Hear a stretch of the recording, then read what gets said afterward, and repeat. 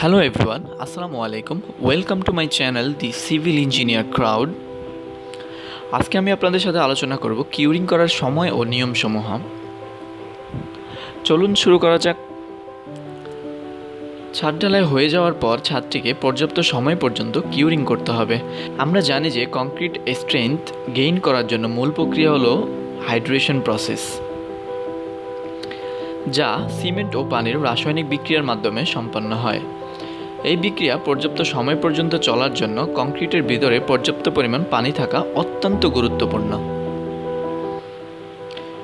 Curing হলো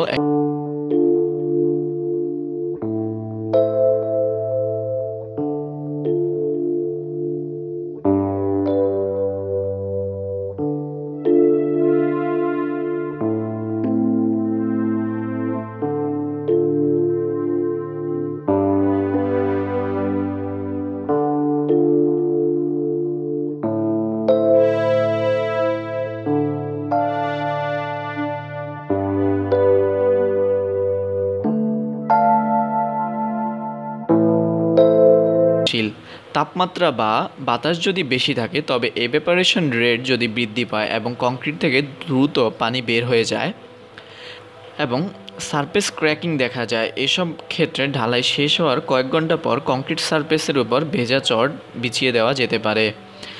আমাদের দেশে সাধারণত 24 ঘন্টা পর কিউরিং শুরু করা হয়। ছাদের ক্ষেত্রে চতুর্দিকে বাঁধ দিয়ে পানি আটকে রেখে দেওয়া হয় যেন কংক্রিটের সারফেস সব সময় ভেজা থাকে। অনেক ক্ষেত্রে কাদামাটি দিয়ে বাঁধ দেওয়া হয়, যা কংক্রিটের জন্য অত্যন্ত ক্ষতিকর। অবশ্যই সিমেন্ট মর্টার দিয়ে বাঁধ দিতে হবে। বিমের ক্ষেত্রে বিমগুলোতে সাইড থেকে পাইপের মাধ্যমে কিউরিং করা হয়। এখানে একটি ব্যাপার খুবই গুরুত্বপূর্ণ, যে ছাদটি যেন কখনো শুকনো অবস্থায় না থাকে, কারণ সেক্ষেত্রে কংক্রিটের ভিতর থেকে পানি বেরিয়ে যাবে এবং হাইড্রেশন প্রসেস স্লো হয়ে যাবে। আরেকটি লক্ষণীয় বিষয় হলো কিউরিং প্রক্রিয়ার মাধ্যমে কংক্রিট বডির ময়েশ্চার কন্টেন্ট যেন লস না হয় তা নিশ্চিত করতে হবে।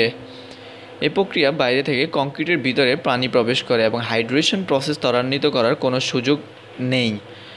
বর্তমানে আমাদের দেশে বেশিরভাগ সিমেন্ট নির্মাতারাই অর্ডিনারি পোর্টল্যান্ড সিমেন্টের পরিবর্তে পোর্টল্যান্ড কম্পোজিট সিমেন্ট বা পিসিবি উৎপাদন করছে। পিসিসি এর হার্ডেনিং রেট স্লো করার জন্য কংক্রিটের স্ট্রেংথ গেইন করতে অধিক সময়ের প্রয়োজন হয়।